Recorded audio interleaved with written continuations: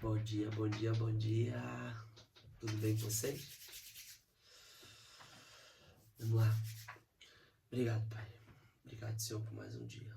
O Senhor é bom demais. O Senhor renova minhas energias. O Senhor descansa meu espírito. Obrigado, Senhor. O Senhor é bom demais. Perfeito.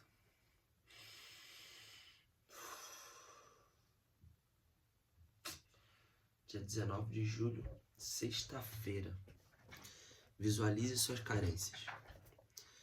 Não os deixarei órfãos, voltarei para vocês. Dentro de pouco tempo o mundo já não me verá mais. Vocês, porém, me verão, porque eu vivo, vocês também viverão. Naquele dia compreenderão que estou em meu Pai, vocês em mim e eu em vocês.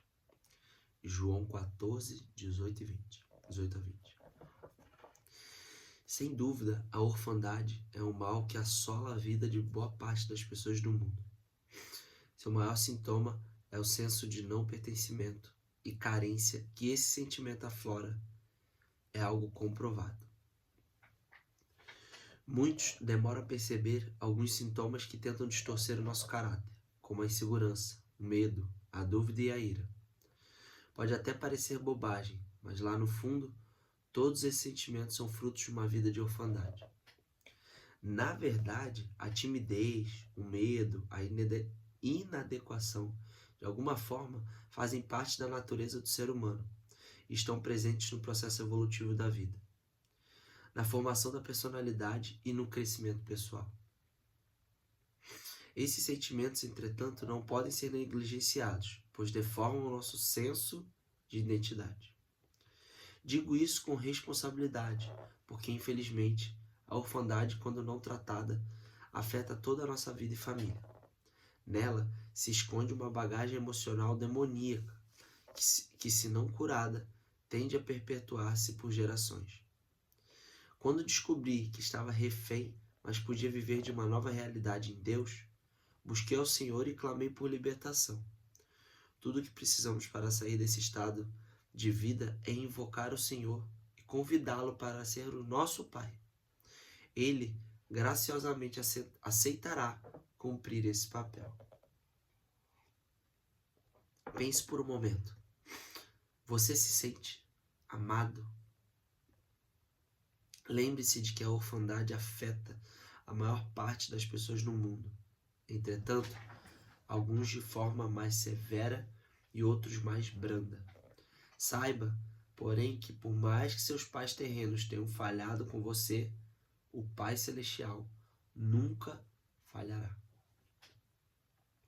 Tudo começa na raiz, e a raiz de todos os males é a orfandade. A indicação de leitura é 2 Coríntios 11. E a palavra-chave é legitimação. Quando eu estava lendo, a primeira coisa que veio na cabeça, que é uma das verdades verdadeiras, é que, por exemplo, criança, ela precisa de um amor infinito, né? Que toda criança cresce de alguma forma. É impossível crescer uma criança sem algum trauma, até porque isso forma o caráter dela. A criança precisa de amor infinito. E nós, humanos, nós como pais aqui da Terra, não conseguimos dar este amor infinito. Não tem como. A atenção que for, não consegue, porque elas precisam de amor infinito. E adivinha quem consegue dar esse amor infinito? Ele. Só o Pai Celestial consegue. A gente não consegue. Não é só não ter afazeres. Ah, não, mas eu trabalho com investimento, eu rendo, eu fico sentado ali no computador, faço negócio, eu dou total, né? Dei um exemplo aqui, eu dou total, eu sou herdeiro, sabe? Eu dou total atenção aos meus filhos. Não é o suficiente, eles querem infinito. Você imagina para uma criança que passa uma vida sem um pai biológico, ou não conhece, ou é abandonado, ou não tem uma mãe, ou não tem os dois. Lembrando que é sempre sobre o que a criança sente, sempre sobre o que a gente passa. Não tem como eu colocar no mesmo parâmetro, por exemplo, eu e uma outra pessoa, e essa outra pessoa teve um pai que trabalhava muito, o meu pai mais ou menos, meu pai estava sempre em casa no final do dia, e essa outra criança, o pai trabalhava até 10, 11 horas da noite, ela dormia, o pai não tinha chegado, no dia seguinte ele saía antes dela acordar. Só que nos momentos que ele estava em casa, final de semana, final do dia na sexta, ele estava muito presente ali, totalmente para ela. E de repente o meu, isso aqui é um exemplo, tá, gente? Tava todo dia em casa, voltava para casa, mas não estava ali, estava preocupado, não estava. Então é sempre sobre o que a criança sente. Aquela criança que não estava com o pai, poucas vezes, porém quando estava muito presente, pode ter se sentido muito amada. E a outra criança que tinha um pai mais presente em questão de horas, não se sentia porque ele estava preocupado com outras coisas. Isso é um exemplo. Então é sobre o que a criança sente. Mas é inevitável que uma criança que não tenha tido pai, ou não tenha tido mãe, ou os dois, é muito difícil que ela tenha se sentido acolhida, que ela não tenha se sentido abandonada, tá? A não ser que cedo ela encontre o Pai Celestial, o Pai de todos. Ele sim, ele sim pode dar amor infinito. Só que é difícil uma criança ter esse encontro porque exige uma parte da consciência também. Não é só o místico, o holístico, né, o espiritual. Exige uma parte da consciência de você se sentir amado. De toda vez que você voltar na consciência e falar assim, não, mas ele me ama, eu tenho certeza. Olha o que ele já fez para mim. Isso é consciente. Então, esse encontro do que eu falo, da gente sempre poder correr atrás de estar com ele, é isso, é sobre o amor infinito. É você realmente se sentir amado, independente do que você tenha passado. Sentir que tem alguém ali do seu lado olhando por você. Porque no meu caso, por exemplo, eu tenho 2 filhos. Eu preciso que eles sintam que eu estou ali para eles, para proteger, para prover. Agora, quem faz isso para mim? Por mim. Eu preciso também de alguém que possa estar olhando por mim. Eu poder chorar na sua presença, poder sorrir na sua presença, regozijar na sua presença. Entendeu? Então, e quem é? É o Pai de todos, é o Pai Celestial, é Deus. E aí o que a gente faz? A referência disso é o meu irmão. Quem é meu irmão? Jesus. Para eu poder, como que eu posso ser melhor? Como que eu posso ser uma pessoa melhor para que, consequentemente, eu seja um pai melhor, um marido melhor, um aluno melhor? Peraí, quem foi o cara que veio aqui? Como é que eu vou tirar um exemplo de Deus se eu não o conheço como pessoa? Porque Jesus foi 100% Deus, 100% homem. Eu conheço ele como pessoa através das Escrituras. Então, como que eu posso ser melhor? Sendo mais parecido que ele. E como que eu posso ser mais parecido com ele? Visualizando e identificando as minhas carências. Que na maioria delas maioria não, todas foram formadas na infância até a adolescência. Então, o primeiro passo que eu acredito é procurar primeiro. Procurar aqui. Senhor, aqui é o meu coração, tá aqui. Agora me ajuda a visualizar isso tudo. Me ajuda a procurar, a saber aonde estão as minhas carências para eu começar a resolver. Porque se eu começo a resolver, eu começo a me tornar uma pessoa melhor. Eu começo a ficar mais parecido com aquele que eu quero ser. Então, consequentemente, eu vou ser um pai melhor, um profissional melhor, um marido melhor. Se eu olhar para as minhas carências, o que me falta. Porque quando eu não sei o que me falta, eu irei tentar compensar isso de forma inconsciente. E como é que eu vou tentar? De várias formas. Através do dinheiro, através de algum vício, através de raiva. Então, Se eu não olhar, primeiro passo, na verdade é entregar o seu coração. Entregar, porque ele te ama muito, ele está esperando você entregar o coração para ele te ajudar nessa jornada. Agora, ele ama tanto a gente que ele dá esse acesso ao quê? Você precisa me permitir estar na sua vida. Estar não, porque ele está.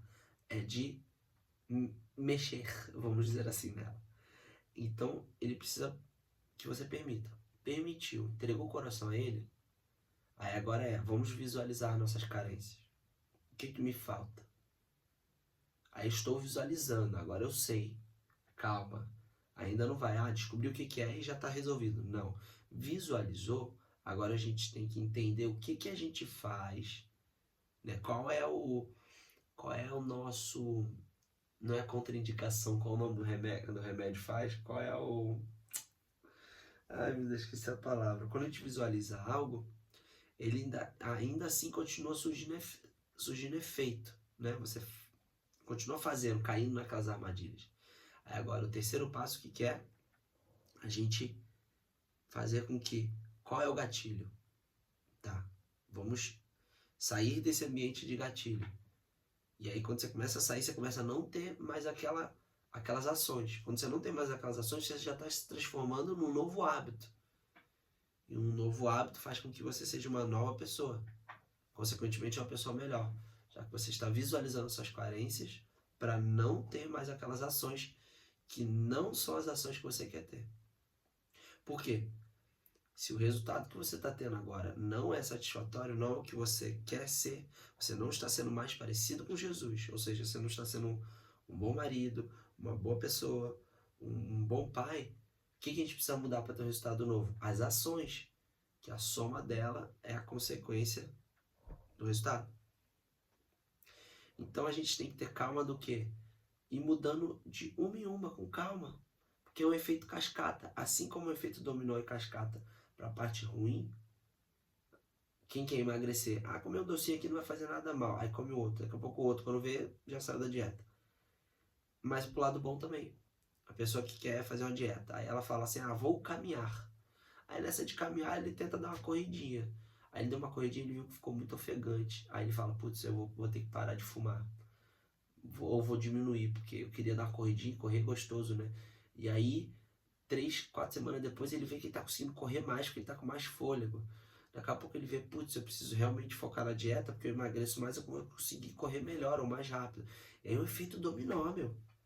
Eu sempre dou esse exemplo do emagrecer, porque é uma das partes que eu mais curto.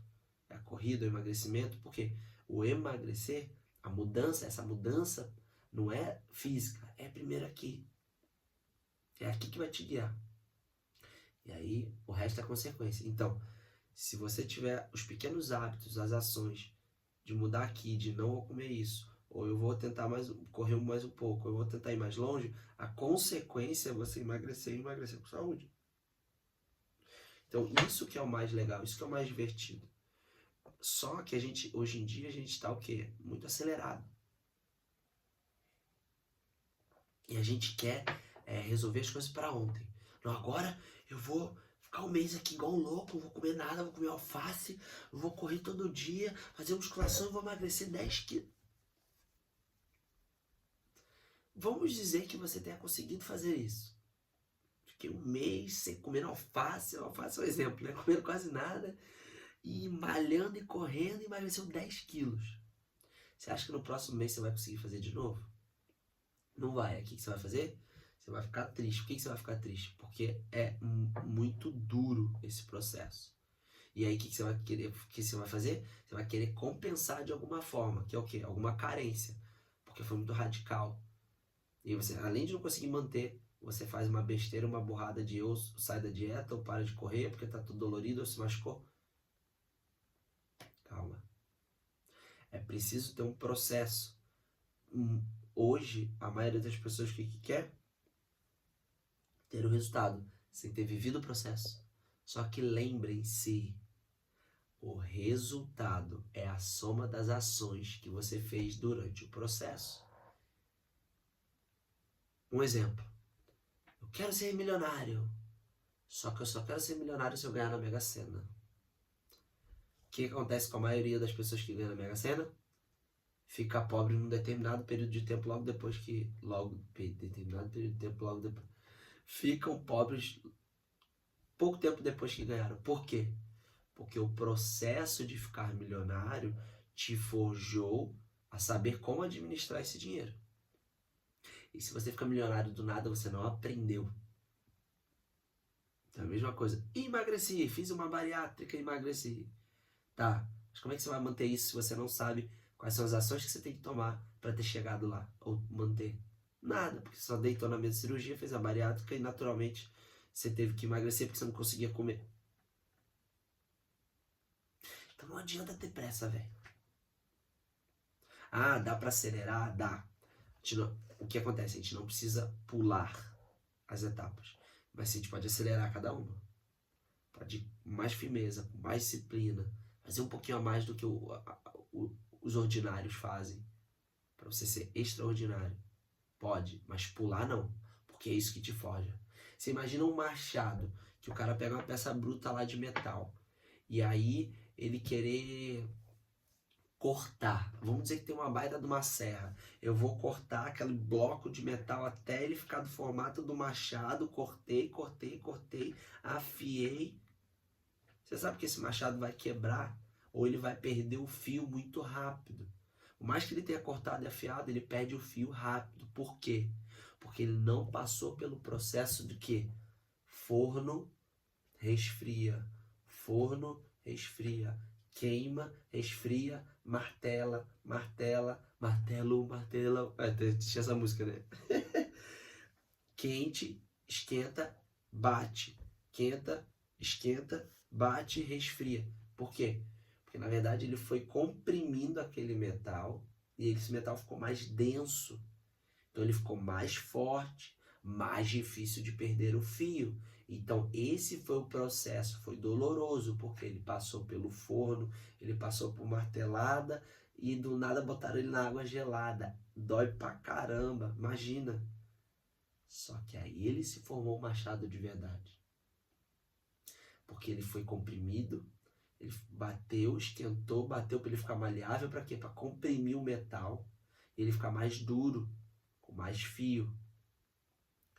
Se você só pega aquele bloco e corta, ele vai ser aquele metal cru.